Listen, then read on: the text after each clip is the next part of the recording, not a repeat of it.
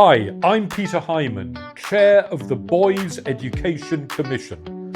Welcome to Boy Talk, a series of honest conversations with fascinating people about the challenges facing boys and young men. Today I'm speaking to Ian Pryce. Ian has been one of the big figures in further education. He ran Bedford College for 25 years, first as principal and then CEO and principal of the Bedford College Group, which, to give you a sense of the size, is an £18 million organisation of 19,000 students and 2,000 staff. And before that, he worked in finance at Liverpool City Council and in the East Midlands electricity. It's fair to say he has seen thousands of young men come through his doors over the years, and so there is no one better to talk to about boys, education and employment. So, welcome Ian. It's good to be here, Peter. Thank you. Good. So let's start by asking you what kind of boy you were growing up. I was fairly quiet and studious, I think. We moved around a lot when I was younger, different schools in different parts of the country. My parents were very focused on education, and even though my parents and grandparents had jobs like cleaner, worked in a leisure centre, drivers, they wanted me to do something very different to that. So I was never encouraged to be practical in any way. So I tended to be that sort of person who liked books and liked school and loved school and enjoyed school.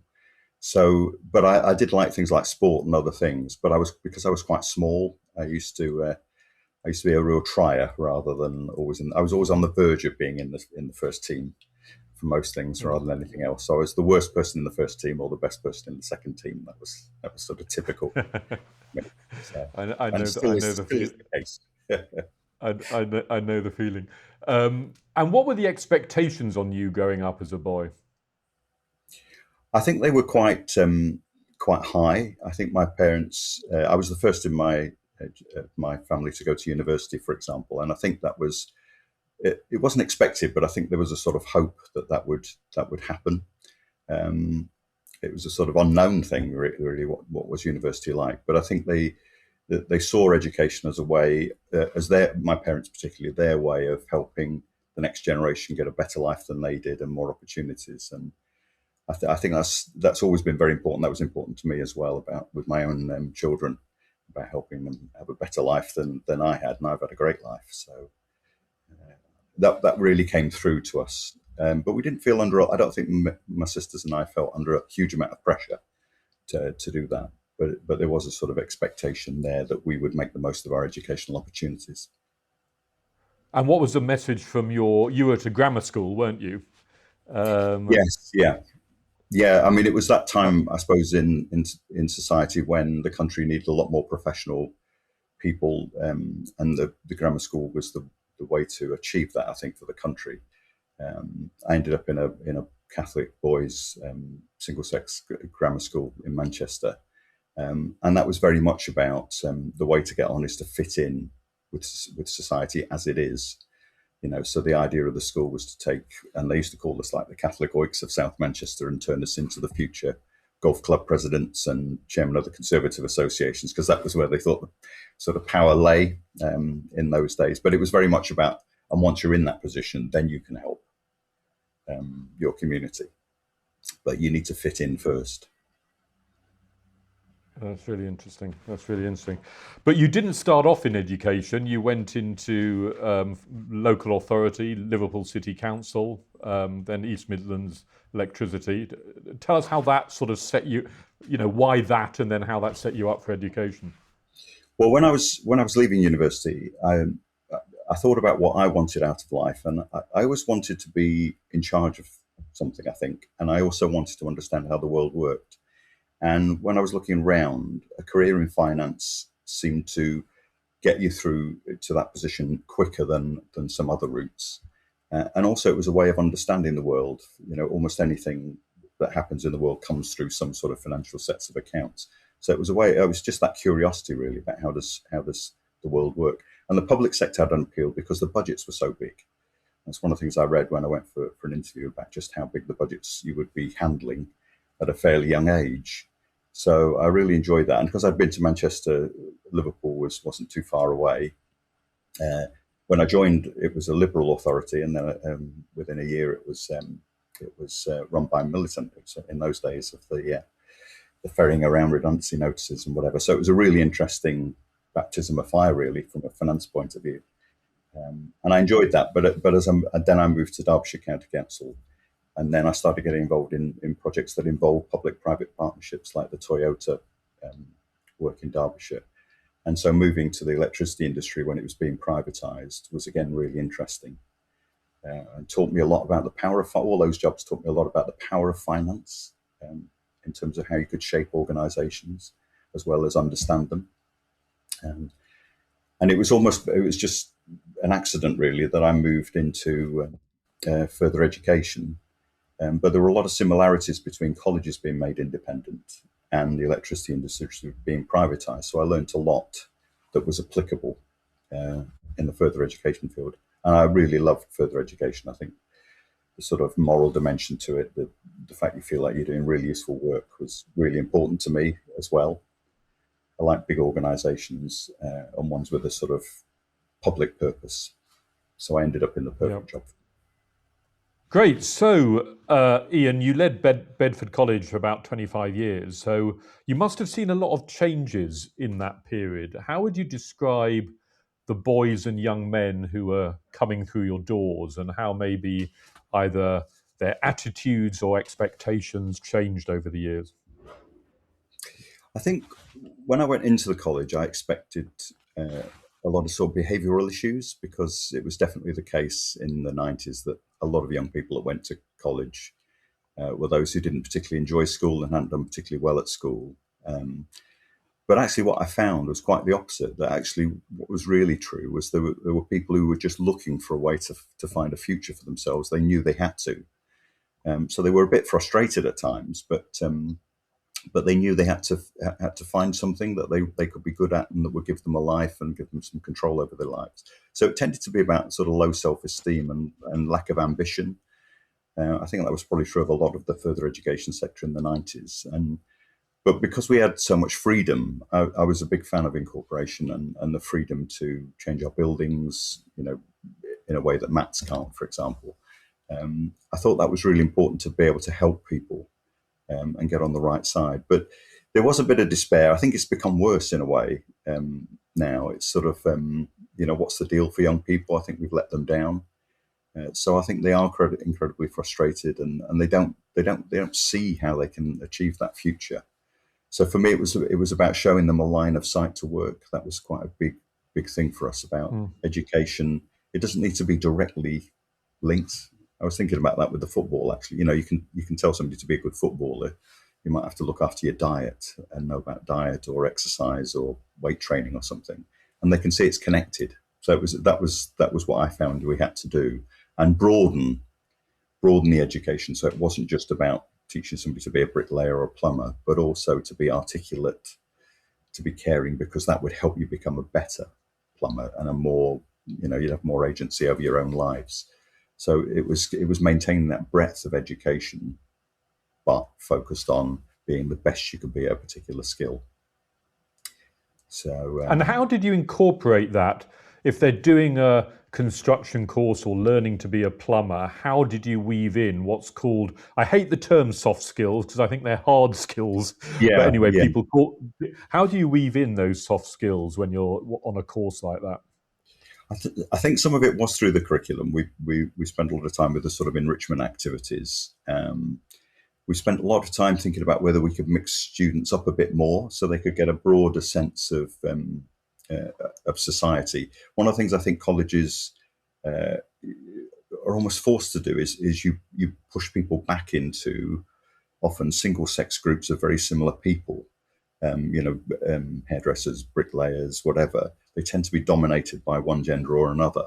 And I think it's therefore quite important, just from a general education, that you show them other types of student in the college with slightly different ambitions, and other things, even basic things like the fact you've got art students working, in one part of the campus, just showing construction students the artwork and things like that, or getting people to work together on things like theatre productions, get the construction students to work with the performing arts students on the technical theatre.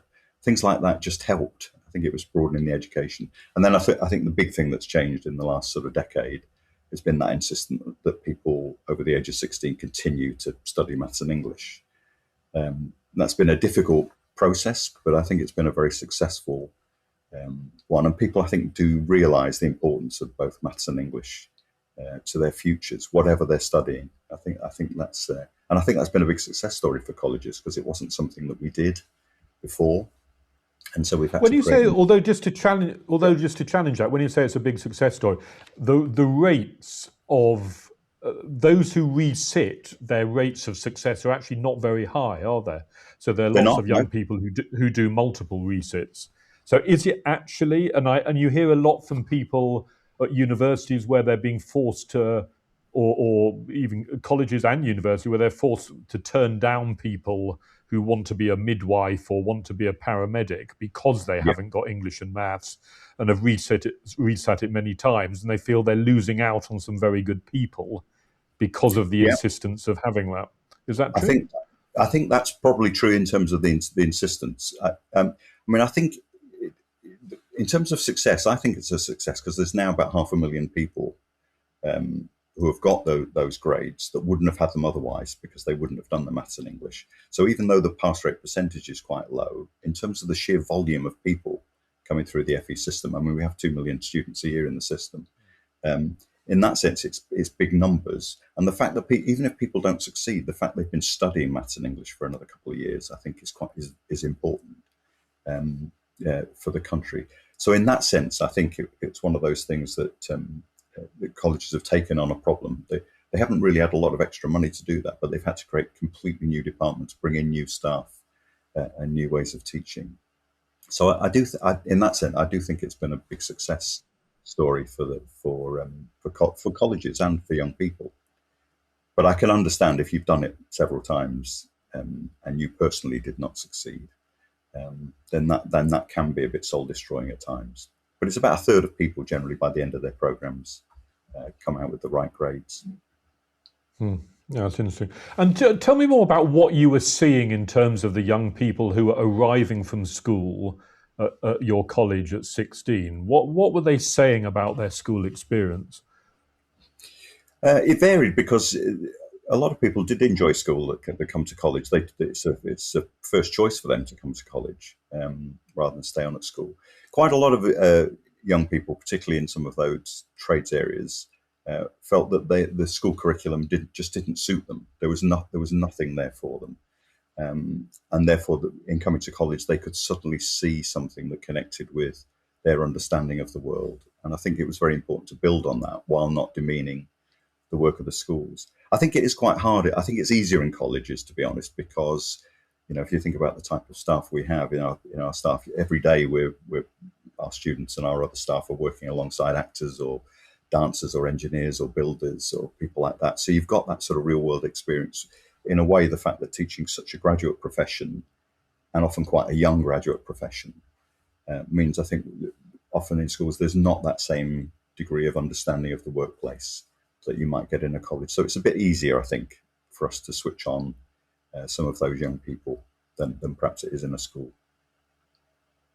There's also a different thing about relationships, isn't there? The number of people I've spoke to in college, young people, who say this is the first time I've been treated like an adult, the first time someone's respected me, and that the dynamic in school very often is so top down, so punitive. So now, is that inevitable because at school you're younger and that relationship's different? Or is there something school can learn about the relationships that seem to be more constructive I think when young people are in college? yeah, I think it's a difficult one. I can understand why you have that relationship in a school. I think in a college we have to be careful because although we do treat people like adults, I think there has to be a recognition that they're not quite fully fledged adults as well. So it's not No, as indeed. it's not a binary divide in that sense. I think the big thing is a lot of our staff have had similar experiences to the people they're teaching, so they often weren't the brightest kid in the school or whatever, And so I think there's a lot of that being able to wrap their arm around, put their arm around them and say, you could be like me, you could be successful like me. I was like you when I was younger, and then this happened. So in terms of being role models, I think they can do that. Sometimes I just worry that stifles ambition a bit, though, because it says, you could be like me, but maybe we want to push people on a bit further. So I still think there's some issues in colleges about being even more ambitious for our young people, but it's a really good start. Yeah. And you must have seen quite a lot of young people who come to college maybe with low confidence. And that's an increasing thing that, I certainly found when I talked to young NEETs across the country. What is it? How do you unlock that at college? Were there active things you did to give people a real sense of sort of agency and confidence about what they could do with their life? I think there was a couple of things. I used to meet all the students in groups of 200 in that sort of first month. And one of the things that I said to them is, this is probably the first time in your life where you've made the choice about your own education. Because usually it's a young person who's chosen to study a particular subject at college in a way that, whereas parents make decisions generally about your schooling. So they've already got some agency. I think the stressing that all of our staff are selected, so they care about staff they want you to get on, students, and they want you to get on in life is really important. And then I think it's just that explicit objective that we set that said we want our students to really be able to navigate their own lives after they leave us. So we're definitely student focused. We're more focused on the student than on anything else compared to, say, the employer or government or whatever. So we really want you to succeed. And then we can show them role models. We can show them people who have won skills competitions nationally and that type of thing, and say they wouldn't, if they'd have been in your shoes when you were 16, they would never have believed they could have achieved that. So again, being able to show people those success stories from the communities that they come from, I think is really important and really helpful. And then the other thing we keep stressing is to make sure you stay as long as you can studying the subject you want to do to the highest possible level, because that guarantees you employment and security for life if you do that. The longer you stay with us, the better off you'll be in the long term. So that was a big focus. But you're right, people, they lack belief in themselves, I think, often not very articulate. So it's really important to set out what sort of person we're trying to turn you into. Yeah. And I know you asked 2 questions of them when they come in, which are very instructive for you. Tell me about that. Yeah, we found that if we ask students, are your parents pleased that you're here? That was one very important question. And if the answer was yes, you rarely had a problem because you got the parents on your side to start with. And the other one was, did your parents attend school open evenings? Did they find out how you were progressing at school? And again, if the answer was yes, again, we never really had any problems. If the answer was no, we knew we'd have to provide some additional support packages to really take an interest in that young person. And we sort of stumbled on those questions by accident, really. But we found that they were almost the golden bullet questions. If you ask them up front, you get a really good sense early on of whether the student would be successful without too much intervention, or whether we needed to put something in place. That's really interesting. That's really interesting. Now, there's a big debate, including the new Prime Minister, Andy Burnham, who's about to take over, talking about this phrase parity of esteem between academic and technical and vocational. People have talked about that for many, many years. And lots of people think it's not actually happened, and that schools are basically, and I remember this as a head teacher, you think that high expectations is saying you're all going to go to university. And of course, more than 50% don't go to university, who I think, and again, talking to NEETs, they got this sense that what was baked in is you were a failure if you didn't do that from quite a young age. So how do you read this debate the whole time between university and, you in the FE sector? Did you feel it was the poor relation to university or treated as that? I think you do up to a point, because universities are better funded. I know they're struggling, but they're better funded at a student level. I suppose the key for me, it's very hard to mandate parity of esteem or anything like that. And I think even within academic disciplines. There's different levels of esteem out there for different subjects. For me, I think it's about being really good at whatever you choose to do to the highest possible level, and that's where the progression routes come in. Because I don't know, my own experience is, if I meet a really, really good chef or a really good beautician or a really good builder, I don't think they're any less than than a top lawyer or whatever, because they're really good at what they do. I think part of the problem with vocational education is often we're comparing people with fairly low level skills and to somebody with very high level skills like a chartered accountant or whatever. Well, you're not going to get the parity because they're at different levels of education. Whereas if somebody's really good at the thing they do, football or whatever, they're going to demand that esteem, I think. So I think it's better to concentrate on getting people to be as skilled as possible. If we focus on that, I think the esteem will come with that, rather than try and mandate it in some other way. But there is a serious problem here, isn't there? If a lot of young people say, look, my experience was, we never knew anything about college. We had lots of people into our school talking about university, but I was basically told age 16, right, there's a college down the road, go and, find out what you can. But colleges weren't actually allowed to, sell themselves within the school environment. So there is stuff baked in within the school system that kind of privileges university to the exclusion of other, you use the expression line of sight to other options. That is a structural issue, isn't it?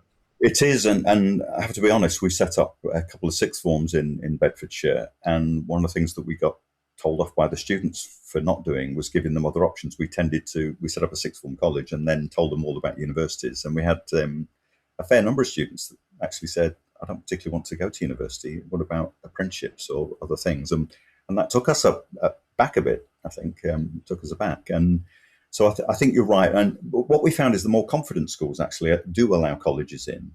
And I think, again, if you concentrate on the level, you can show, if you get to a high level in an area like construction or hair and beauty or whatever, you can earn a lot of money. You can get a really decent life. So I think, again, if you can concentrate on that, then college does become the first choice for a lot of, for a lot of our students, it was the first choice, in a lot of subjects. If you think about things like land-based agriculture, that type of thing, a lot of the students were studying at advanced level. 70% of our students were studying at advanced level, which is the same as you would, that's what happens in a school sixth form. So I think that's the key. That's the key to everything, is just focus on being as skilled as possible, and then it becomes the first choice.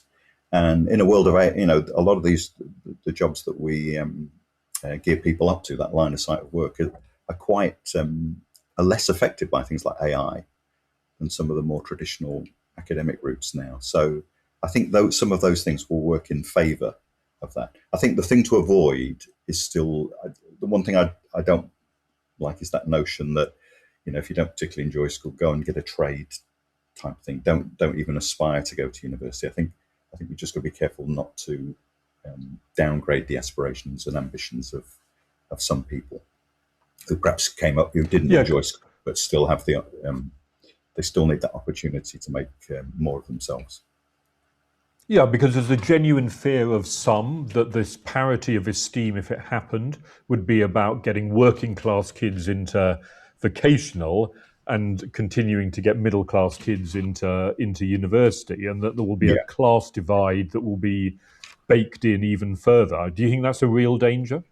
I think it is, in the sense that if anything's ever rationed, like if higher education becomes rationed, university education becomes rationed, people with sharper elbows tend to make sure they still get their fair share. So that would be my concern. I think that we mustn't damp down the. We've got to be realistic about. There are, it's fair enough to say if you do these courses at university, you perhaps won't earn very much, but it should still be a personal choice, I think, for people to, as long as they know that, so it doesn't come as a surprise to them. Yeah. And it seems to me the hard edge of this, and I know this from my own school, being a head teacher and things, is when you're offering guidance to young people, there are some really tough decisions. If a young person is very disaffected by school and not getting their head down to get their GCSEs, it's very tempting to say there's another route that might be more practical, might be more hands-on, and all the rest of it. But what you're partly saying is persevere with that young person. They may be hating it at the moment, Yeah. but it's still worth sort of, if you like, dragging them there, because if they could get to university, that would be better for them. There's some quite balanced judgments in all of that, aren't there? There are, and I mean, we have to show a lot of tough love, I think, because in quite a few cases, actually, people who didn't enjoy school or whatever, they don't enjoy college either. They come in, and it's not just a case of the curriculum was wrong. They need to improve their motivation, and there are some things they have to deal with themselves, and we have to sort of put the mirror up sometimes, as well as supporting people, and say, you can do better than this. And that's sometimes, I think, that's why I still think ambition is quite important. All educational institutions, colleges as well, are very ambitious for young people, and try and instill that in the young person, that they have to do their bit too. It's not all down to the teaching; it's down to the individual as well.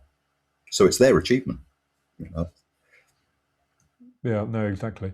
And are you then, I mean, we're focused on boys here. Are you seeing in college, I mean, obviously a lot of boys and girls are doing different subjects, as you say, and slightly get sort of pigeonholed in traditional either trades or vocational routes. But are you seeing a difference in attitude or confidence between those boys and girls? And are there particular challenges you think boys are facing at the moment? Yeah, I think both. To be honest, both sexes have been let down in society. The young people, but I think I think there are differences, and I'm more. To be honest, I was more worried about boys than girls in terms of.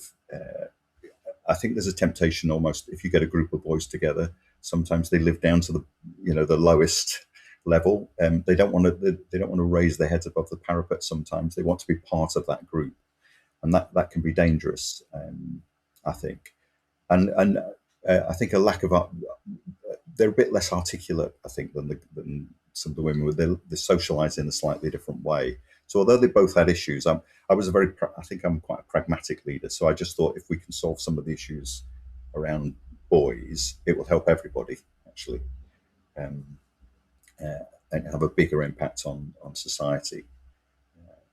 So they're the sort of things that really concern me. And again, we're not talking about all boys or all girls. We're talking about a minority. But it definitely becomes an issue, particularly when they see themselves as failures. They sort of seem to beat themselves up more, boys than girls. I think there just seemed to be a general lack of resilience, less resilient there. And I think we see that, don't we, in things like male suicide rates and other things. And why were they seeing themselves, in your view, as failures? I think it's because they just can't. Sometimes they just can't see how they're going to get a good life. And I don't just mean money. I think we've got a society that it's very hard to get on the housing ladder. Wealth is quite hard to get. They don't get housing. It's harder to start a family. All of those types of things, I think, are really difficult. For both sexes, but it seems to hit men particularly. What am I for? What am I about? What's my future hold? And they can lapse into despair, I think, a bit too quickly. That's really interesting. So, if you had to make some changes, 2 or 3 changes to the system in any way to help boys to thrive, what would you recommend?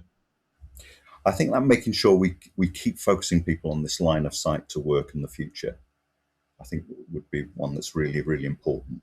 So they can get that connection between what they're doing, even if it's fairly indirect, they can see that to just help with the motivation and ambition. I think another thing, certainly as educator, when I look at the most successful qualifications, they've all been developed by educators, not by employers or government. They've been developed by educators. And I think a lot of the curriculum change recently has started with what employers want and what the country wants, which sounds logical. But I think unless you start with, put yourself in the shoes of the person who's going to have to do those qualifications, what do they want to get out of life? I think that should always be the key focus of curriculum design, because that seems to be at the root of what makes something successful. The successful qualifications we've got, the GCSEs, A levels, even HNDs, degrees, that they all start with that base of about individual choice. What does the individual want out of life? By all means, inform them, but about what's needed from the country. So I would start there, I think, and just be as ambitious as we can. Try and talk to people about, rather than necessarily even about qualifications, but getting skills to the highest possible level, becoming something that you can be really proud of. So they'd be, I think, the key things for me. There's been a lot of there's been a lot of changing in the curriculum, hasn't there, over the last decade, really, and not all of it's been very successful. So I think we're going to be very careful about that. Yeah, which of those qualifications? I mean, you've talked about, we've got now T levels, we've got apprenticeships, we've got degree apprenticeships. How do you make sense of all of those? Yeah, I think the academic routes are fairly straightforward, aren't they? And I think people understand that. I think the danger when you change anything. So for example, BTECs, I think, are good general qualifications. They could be improved, I'm sure. But when you say they're going to be replaced, there's a danger that you're almost saying to anybody who's got one, well, they were a waste of time. It can be very depressing in the way that we do that. We tend to adapt GCSEs and A levels rather than scrap things. We tend to just try and make them better. And I think the other thing was moving to very specific qualifications like T levels. There are a lot of strengths in that, but a lot of young people in 60, I think there's this assumption that if you do A levels, perhaps you don't know what you're going to do when you're 21, 22 or whatever. But if you do vocational, then you know what you want to be at 16. Those young people still are in exactly the same position. They often have no idea what they want to do later. They're just picking a subject, like you pick geography and maths or whatever. They're picking plumbing. It doesn't necessarily mean they want to be a plumber. So I think having that ability to be flexible after those qualifications is still quite important. So we don't just railroad people into routes they don't particularly enjoy, and then they've got nothing else no flexibility to move into any other profession. Because we found that, our statistics are quite standard throughout my time, really, about nearly almost all of our students got jobs or went on to university, but 2/3 of them got jobs in areas where they weren't studying, and they never saw that as a problem. That wasn't the deal. Was just to educate them, not to turn them into bricklayers or hairdressers or whatever. They often went on to do other things and were very happy. So. That's really interesting. And let's finish with who is a role model for young men that you would recommend at the moment? Well, I've met someone who came and did a show at the college, one of his TV shows at the college, and I think he's a fantastic role model for young people, and that's Jamie Oliver. And the reason I think Jamie's so good, when he came to the college, the young people loved him, but I think even more important, he liked them, and they knew he liked them. He was very good with them. He's cool, but not in that normal way. I mean, the fact he's married and kids, I think is really good to having a role model. It's like the total opposite of the Andrew Tates, isn't it? Be married, have children. That's really good. And like most people who work in hospitality, he works incredibly hard. He's rich and successful, but he doesn't bang on about being rich and successful. And he was very, very interested in education. So I think he sort of ticks just about every box for me. I just thought he was really good and he was charming. He was able to relate to. I can understand why he would relate to politicians with some of his campaigns, but he was also very good with the 15-year-old who's shouting out, "We love you, Jamie." He was put your arm around him. He was just excellent with he just knew how to behave with everybody, and he didn't, while he was there, he didn't swear. I know he works in television and everything else, so I just think he'd be a great role model. And I was thinking, funnily enough, the World Cup. I was just thinking of the World Cup. There's quite a lot of the players, have got children and that sort of thing. It was Jeremy Doku, flew back from the World Cup to see his Yes, inverted no, visual. exactly. I just think they're great role models for young men in particular. Yeah. Brilliant. Thank you very much, Ian. It's been Okay. really good to talk to you. I Thank you. found that really interesting. Thank you, Peter.